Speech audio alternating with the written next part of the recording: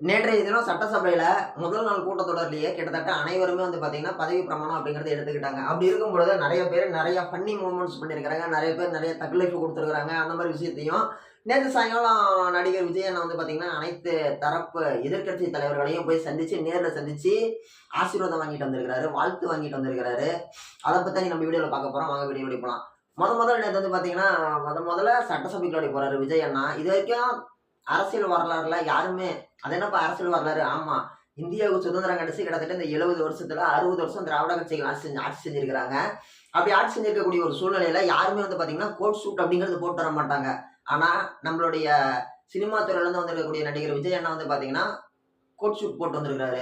இதை பார்த்தோன்னே எல்லாத்துக்குமே வந்து பாத்தீங்கன்னா ஓகே, அரசியல் பாத்தீங்கன்னா வேட்டி சொக்கோல தான் வரணுங்கிற கான்செப்ட் மாறிடுச்சு, அந்த கலாச்சாரம் மாறிடுச்சு அப்படிங்கிற மாதிரி ஒரு விஷயம் புரியுற மாதிரி அவர் பண்ணியிருக்கிறாரு. அது ஒரு விஷயம், சம்திங் டிஃப்ரெண்ட். ஓகேங்களா? அதாவது விஜய் அண்ணா வந்து பாத்தீங்கன்னா ஆரம்பத்துல இருந்தே தன்னை ரொம்ப ரொம்ப ரொம்ப ரொம்ப தனித்துவமா காட்டிக்கணும்னு சொல்லி ரொம்பவே விருப்பப்படுறாரு. அதனாலதான் வந்து பாத்தீங்கன்னா நிறைய விஷயங்கள் வந்து ரொம்ப டிஃப்ரெண்டா பண்றாரு. இப்போ உதாரணத்துக்கு சொல்ல போனோம் அப்படின்னா நம்மளுடைய பக்கத்து மாநிலத்துல இருக்கக்கூடிய அவரு எப்படி பண்ணாரோ அவரு அதை பண்ணதை பார்த்து அப்படியே இவரும் பண்ணாரு. நிறைய விஷயங்கள் வண்டி மேல ஏறி நின்று பேசுறது, ஒரு திருமண ஜோடியை கூப்பிட்டு பக்கத்துல வச்சு ஒரு போட்டோ எடுக்கிறது, இளநீ வாங்கி கொடுக்கறது, ஒரு குழந்தைய தூக்கி தோல்ல உட்கார வைக்கிறது, சைக்கிள் ஓட்டினது, சர்ச்சைக்கு போனது, இப்படி நிறைய விஷயங்கள் அப்படிங்கிறது பாத்தீங்கன்னா பக்கத்து மாநிலத்தில் இருக்கிற அவரை பார்த்து நிறைய விஷயங்கள் அப்படிங்கிறது ஸ்ட்ராட்டஜின்னு சொல்லுவாங்க. ஓகேங்களா? வெற்றி பெறுவதற்கு கையாளக்கூடிய ஒரு விதமான ஒரு வெற்றி முறை, அதை வந்து இவர் பயன்படுத்தினாரு. அதை நம்ம எல்லாருமே பக்கத்துல இருந்து நம்ம பார்த்துட்டு இருந்தோம். இது எல்லாருக்குமே வந்து பாத்தீங்கன்னா நிறைய பேருக்கு தெரியும், ஒரு சிலருக்கு தெரியாது. இப்படி இருக்கக்கூடிய ஒரு சூழ்நிலை தன்னை டிஃப்ரெண்டா காட்டிக்கணும் அப்படின்னா சொல்லி ரொம்பவே வந்து பாத்தீங்கன்னா தனித்துவமா காட்டுறதுல வந்து பாத்தீங்கன்னா விஜய் அண்ணா வந்து பாத்தீங்கன்னா சிறந்து விளங்கி கொண்டிருக்கிறார். இப்போ இவரு சொல்லுவாரு, பிரகாஷ்ராஜ், நம்ம வில்லன் பிரகாஷ்ராஜ் அவரை சொல்லுவாரு, ஐயான்னு சொல்லிட்டு சரத்குமார் அவர்களோட படத்துல வந்து சொல்லுவாரு, கல்யாண வீடுனா அங்க நான் தான் மாப்பிள்ளையா இருக்கணும், கோவில் திருவிழானா அங்க நான் தான் சாமியா இருக்கணும், அதே மாதிரி கல்யாணத்துல நான் தான் மாப்பிள்ளையா இருக்கணும், கோவில் திருவிழால நான் தான் சாமியா இருக்கணும், சண்டை நடந்தா அங்க நான் தான் ஹீரோவா இருக்கணும், படத்துல நடிச்சா நான் தான் ஹீரோவா இருக்கணும் அப்படின்னு சொல்லி சொல்லுவாரு. அதே மாதிரி விஜய் அண்ணா வந்து பாத்தீங்கன்னா மீடியா அட்டென்ஷன் எப்பவுமே நம்ம மேல இருக்கிற மாதிரி ஒரு விஷயத்த பண்ணிட்டு இருக்கிறாரு டெய்லியுமே. இவர் ஆட்சிக்கு வந்த நாள்ல இருந்து இன்னைக்கு வரைக்குமே 3 நாள் பதவி எடுத்துக்கிட்டாரு. அன்னைக்கு ஞாயிற்றுக்கிழமை, ஞாயிறு, திங்கள் 2 நாள் தான் இருக்கு. 2 நாளுமே மீடியா அட்டென்ஷன் பூரா அவர் மேலதான் இருக்குது. அந்த மாதிரி ஒவ்வொரு தக்லைஃப் மூமெண்ட் அந்த மாதிரிலாம் கொடுத்துட்டு இருக்கிறாரு. உண்மையாலுமே சினிமா துறையில இருந்து வந்தனால அவரு அந்த மீடியாவை எப்படி கவர் பண்ணணும், இப்ப சினிமால இருந்தா நம்ம எப்படி பண்ணுவோம், அந்த மாதிரி வந்து மீடியால எப்படி கவர் பண்ணணும்னு சொல்லிட்டு நிறைய விஷயங்கள் வந்து அவர் அனுபவ ரீதியா தெரிஞ்சு வச்சிருக்கிறாருன்னு தான் சொல்லணும். உண்மையாலுமே இந்த மாதிரி விஷயம் வந்து அவ்வளவு சீக்கிரம் யாரும் பண்ண முடியாது. அப்படி என்ன பண்ணிருக்கிறாருன்னு சொல்லி பாத்தீங்கன்னா வாங்க அதான் பேச போறோம். இப்ப வந்து பாத்தீங்கன்னா அவரு சட்டசபையில இருக்கக்கூடிய அனைத்து எம்எல்ஏகளும் பதவி பிரமாணம் அவர் முன்னாடிதான் எடுத்துக்கிறாங்க. இப்ப திமுக கட்சியை சேர்ந்த உதயநிதி ஸ்டாலின் அவரும் அவர் கட்சியை சேர்ந்தவங்களும் பதவி பிரமாணம் எடுத்துக்கிட்டாங்க எம்எல்ஏவா.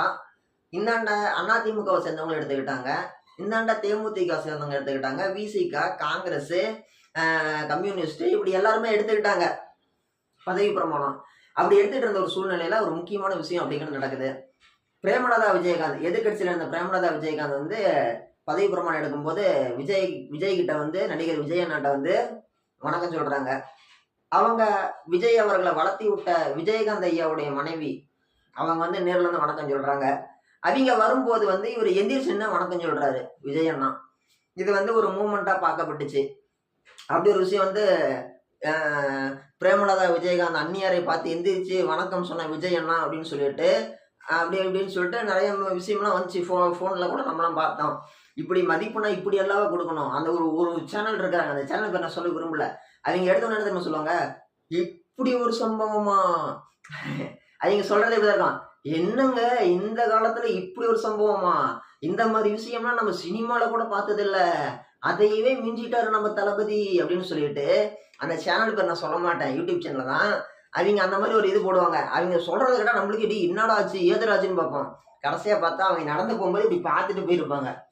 அந்த மாதிரி விஷயத்த அவங்க அப்படியே பெருசு பண்ணி சொல்லுவாங்க. ஆனா பிரேமலதா விஜயகாந்த் வந்து வணக்கம் சொன்னதும் விஜய் அவர்கள் எந்திரிச்சுன்னதும் நடந்துச்சு. ஓகேங்களா? அதே மாதிரி வந்து பார்த்தோம்னா எடப்பாடி பழனிசாமி அவர்கள் வந்து பார்த்தீங்கன்னா பதவி பிரமாணம் எடுத்துக்கிட்டாரு. தமிழகத்தினுடைய முன்னாள் முதலமைச்சர். ஓகே, அவர் வந்து பதவி பிரமாணம் எடுத்துக்கிட்டாரு எம்எல்ஏவா. எடுத்துக்கிட்டு விஜய் அண்ணாவுக்கு வணக்கம் சொல்லல, விஜய் அண்ணாவுக்கு பின்னாடி ஒருத்தர் உட்காந்துருப்பாருல்ல அவருக்கு வணக்கம் சொன்னாரு. இவர் விஜய் அண்ணா பார்த்துட்டு விஜய் அண்ணா வணக்கம் சொல்லும் போது எடப்பாடி பழனிசாமி கண்டுக்கவே இல்லை, அவர் பாட்டுக்கு போயிட்டாரு. அப்புறமேட்டு வந்த இவரு யாரு இப்போ அவரு பழைய முதலமைச்சர் ஸ்டாலின் ஐயா, அவங்க பையன் நல்ல பேரு, அவர் பேரு உதயநிதி ஸ்டாலின் நினைக்கிறேன். அவரு வந்து பதவி பிரமாணம் எடுத்துட்டாரு எம்எல்ஏவா. அப்படி ஒரு பதவி பிரமாணம் எடுத்துக்கும் போது அவர் வந்து வணக்கம் சொல்லல.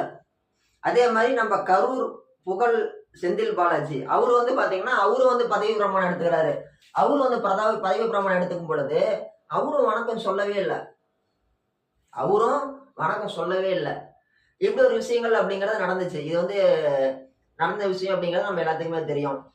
இதை தாண்டி இன்னும் நிறைய தக்லீஃப் மூமெண்ட்லாம் நடந்திருக்குது. இப்போ வந்து பார்த்தீங்கன்னா பிரேமலா விஜயகாந்த் வந்து இது பண்ணிட்டு போயிட்டாங்க, எடப்பாடி வந்துட்டு போயிட்டாரு, இவர் ஸ்டாலின் ஐயா அவங்க பையன் வந்துட்டு போயிட்டாரு, நம்ம கரூர் புகழ் செந்தில் பாலாஜி வந்துட்டு போயிட்டாரு.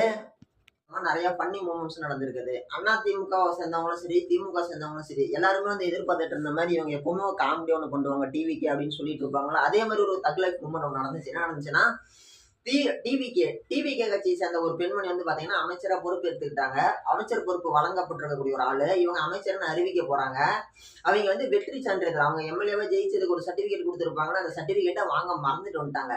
மறந்துட்டு வந்ததுனால அவங்க என்ன பண்றாங்க, நீ போமா போய் திரும்ப எடுத்துட்டு வாமான்னு சொல்லி திரும்ப அனுப்பி போடுறாங்க. இந்த அம்மா மறுபடியும் போய் ஆளை விட்டு அதை எடுத்துட்டு வந்து மறுபடியும் அன்னைக்கு பொழுதுபடி கொண்டு வந்து கொடுத்துட்டு மறுபடியும் வந்து அமைச்சரா பதவி பிரமாணம் எடுத்துக்கிட்டாங்க. முதல் முறையா சட்டசபைகளோட இவங்களாம் போறதுனால இந்த மாதிரி விஷயங்கள் அப்படிங்கிறது இவங்களுக்கு தெரியாது. இதை பத்தி யாருமே அவங்களுக்கு எதுவுமே சொல்லியிருக்க மாட்டாங்க. அதனாலதான் வந்து பாத்தீங்கன்னா இந்த மாதிரி ஒரு சில ஃபன்னி மூமெண்ட்ஸ் அப்படிங்கிறது நடந்திருக்குது. ஓகே, இது வந்து பாத்தீங்கன்னா ட்ரெண்டிங்கா ஓடிட்டு இருந்துச்சு. அப்ப என்ன சொல்லிட்டு இருந்தாங்க, அப்ப மீடியாலாம் வந்து பாத்தீங்கன்னா சொல்லிட்டு இருந்தாங்க, தமிழகத்தினுடைய முதல்வரை பார்த்து மதிக்காத எதிர்கட்சி தலைவர், தமிழக முதல்வர் மதிப்பு கொடுத்தும் மதிக்காத முன்னாள் முதல்வர் அப்படின்னு சொல்லிட்டு இதை ஒரு பிளாஷ் நியூஸா போட்டுட்டு இருந்தாங்க செய்தி ஊடகங்கள் தான். அப்படி இருந்துட்டு இருக்கும்போது சாயங்காலம் அதை எல்லாத்தையுமே புரட்டி போடுற விதமா நடிகர் விஜய் என்ன வேற ஒரு தக்லைஃப் பண்றாரு. எந்தெந்த எதிர்கட்சிகள்லாம் இவரை வந்து ரொம்ப கடுமையா விமர்சனம் பண்ணாங்களோ, யார் யாரெல்லாம் இவர் கட்சி ஆரம்பிச்சதை ரொம்ப கேவலமா காரி துப்புனாங்களோ, யார் யாரெல்லாம் இவர் மேல கடுமையான விமர்சனம் வச்சு இவரை வரவே கூடாதுன்னு சொன்னாங்களோ, அதே திராவிட கட்சியை போய் பார்த்துருக்கிறாரு. இவரை விடவே மாட்டேன், வளரவே விட மாட்டேன், இவரை பழைக்கவே விட மாட்டேன்னு சொன்ன அந்த திமுக கட்சியை சேர்ந்த தலைவர் அவர்களை போய் நேரில் சந்திச்சு பூங்கொத்து கொடுத்து அவர்கிட்ட வாழ்த்து வாங்கிட்டு வந்திருக்கிறாரு. அப்ப இவர் நான் நினைக்கிறேன் விஜய் அண்ணா போகும்போது என்ன நினைச்சிட்டு போயிருப்பாரு, போய் பொக்கை கொடுத்தோன்னே என்னை என்னென்ன பேச்சு பேசுனீங்க, என்னை பொழைக்கவே விட மாட்டேன்னு சொன்னீங்கல்ல, பொழைச்சிட்டுண்டா, நீங்க தான் உங்க தொகுதியிலே தோத்துக்கிட்டீங்க அப்படின்ற மாதிரி எண்ண ஓட்டத்துல தான் போயிருப்பாரு என்னமோ தெரியல. நேர்ல போயிட்டு பூங்கொத்து கொடுத்துட்டு வாழ்த்து வாங்கிட்டு வராரு. இது வந்து பாத்தீங்கன்னா தமிழ்நாட்டு அரசியல்ல இந்த மாதிரி விஷயம் இது வரைக்கும் நடந்ததும் கிடையாது, இதுக்கு மேல நடக்குமோன்னு தெரியாது. ஜெயிச்சால என்ன பண்ணுவாங்க, ஜெயிச்சாலதான் எல்லாரும் தேடி போய் பார்ப்பாங்க. இவர் ஜெயிச்சவர் என்ன பண்றாரு, ஜெயிக்காதவங்களை எதிர்கட்சி தலைவர் இருக்கிறவங்களை எல்லாரையுமே நேர்ல போய் சந்திக்கிறாரு. நம்ம அண்ணன் சீமான் அண்ணாவை போய் பார்த்திருக்கிறாரு, தமிழகத்தினுடைய முன்னாள் முதலமைச்சரை பார்த்திருக்கிறாரு, வைகோ அவர்களை பார்த்திருக்கிறாரு. இதெல்லாம் எப்படி பாசிபிள்னு சொல்லி நம்மளுக்கு தெரியல. ஆனா தமிழக அரசியல்ல இந்த மாதிரி ஒரு விஷயம் அப்படிங்கிறது நடக்கிறது இதுதான் முதல் டைம், ஃபர்ஸ்ட் டைம் இப்பதான் நடக்குது. கமலஹாசன் அவர்கள் கட்சி ஆரம்பிக்கும் பொழுது அப்துல் கலாம் ஐயா வீட்டுல இருந்து ஆரம்பிச்சாரு. ஜெயலலிதாவை போய் பார்த்தாரு, கருணாநிதி அவர்களை பார்த்தாரு, அன்னைக்கு இருந்த பெரிய பெரிய தலைவர்கள்லாம் நேர்ல போய் பார்த்தாரு. அதே மாதிரி நம்ம கேப்டன் ஐயா வந்து பாத்தீங்கன்னா கலைஞர் அவர்களை சந்திச்சிருக்கிறாரு, ஜெயலலிதா அவர்களை சந்திச்சிருக்கிறாரு, இந்த மாதிரி பெரிய பெரிய ஆளுங்க சந்திச்சிருக்கிறாங்க. அவங்களாம் ஜெயிக்கிறதுக்கு முன்னாடி சந்திச்சாங்க. இவர் ஜெயிச்சு முடிச்சுட்டு போய் சந்திச்சிருக்கிறாரு. அப்புறம் நான் ஜெயிச்சுட்டேன் அப்படின்ற மாதிரி ஒரு மூமெண்ட்ல தான் அவர் போய் பார்த்துருக்கிறாருன்னு தான் சொல்லணும். உண்மையாலுமே அதுக்கான அர்த்தம் அப்படியே கூட இருக்கலாம். நீங்க என்னென்ன பேசுனீங்க, நீ நான் பார்த்துட்டீங்களா வந்துட்டேன் அப்படின்ற மாதிரி. இது வந்து வெளிப்புறத்துல ஒரு நாகரிகமான அரசியலான்னு சொல்லி பார்த்தோம்னா வெளிப்புறத்துல நாகரிகமான அரசியல் தான். ஒரு சமூக நல்லிணக்கத்தை பேணும் வகையிலும் இது வந்து ஒரு அரசியல் நாகரிகம் கருதியும் அவங்க போய் சந்திச்சுட்டு வந்திருக்கிறாங்க. இதே மாதிரி தான், நல்லா கேட்டுக்கோங்க, இதே மாதிரி தான் மு.க. ஸ்டாலின் அவர்களுடைய அண்ணன் திரு மு.க. முத்து அவர்கள் மறைவுக்கு நம்ம சீமான் அண்ணா போய் நேரில் சந்திச்சு ஆறுதல் சொல்லிட்டு வந்தாரு. அப்பெல்லாம் என்ன சொன்னீங்க, சீமான் அண்ணா பணம் வாங்கிட்டாரு, அதனாலதான் வந்து பாத்தீங்கன்னா திமுக பத்தி விமர்சனம் பண்ண மாட்டேங்கிறாரு, விஜயை பத்தி மட்டும் பேசாருன்னு சொல்லிட்டு ஒரு சிலர் வந்து பாத்தீங்கன்னா கண்டனம் தெரிவிச்சாங்க, எதிர்ப்பு தெரிவிச்சாங்க. இப்ப நான் கேக்குறேன், இப்ப விஜய் அண்ணா வந்து இன்னைக்கு போய் பாக்குறாருல்ல, இன்னைக்கு சொல்லாமல, நல்ல வேலைங்கய்யா, நீங்க ஒரு 4 சீட்டு கொடுத்தனால முதலமைச்சரானே, அதுக்கோசம் நன்றி சொல்ல போறாருன்னு சொல்றது சரியான விதமா இருக்குமா, இருக்காது இல்ல. அப்படிங்கும் பொழுது உங்களுக்கு வந்து சீமானன் நாங்க போய் பார்த்தது உங்களுக்கு தப்பா தெரியல, சீமானனாவே உங்களுக்கு தப்பா தான் தெரிகிறாரு. ஒருத்தரை நம்மளுக்கு பிடிக்கலன்னு முடிவு பண்ணிட்டோம்னா அவர் செய்யக்கூடிய அனைத்து செயல்களுமே நம்ம தப்பா தான் பார்ப்போம். அதே மாதிரிதான் செய்தி ஊடகங்களும் சீமானண்ணா செய்யக்கூடிய நிறைய பல்வேறு மிகச்சிறந்த ஆகச்சிறந்த விஷயங்களை காட்ட மறுக்குது. தமிழகத்தினுடைய ஆகப்பெரிய 3வது பெரிய கட்சியா இருந்துமே கூட அவர் செய்யக்கூடிய விஷயங்களை காட்ட மறுக்குது. இப்படி இருக்கிறது வந்து எந்த விதத்துல ஒரு சரியான ஒரு அரசியல் ஊடகம், ஒரு ஊடகம் இப்படிதான் அரசியலுக்கு வழிவிடுமா? இது வந்து வேணும்னா திட்டமிட்டு அவர் செய்யக்கூடிய நல்ல விஷயங்களை மறைக்கக்கூடிய ஒரு விதமா இல்ல? உண்மையாலுமே அப்படிதான் பண்ணிட்டு இருக்கிறாங்க இந்த செய்தி ஊடகங்கள். உண்மை ஒரு நாள் வெல்லும், எங்கள் வெற்றி அதை சொல்லும். நாம் தமிழர்.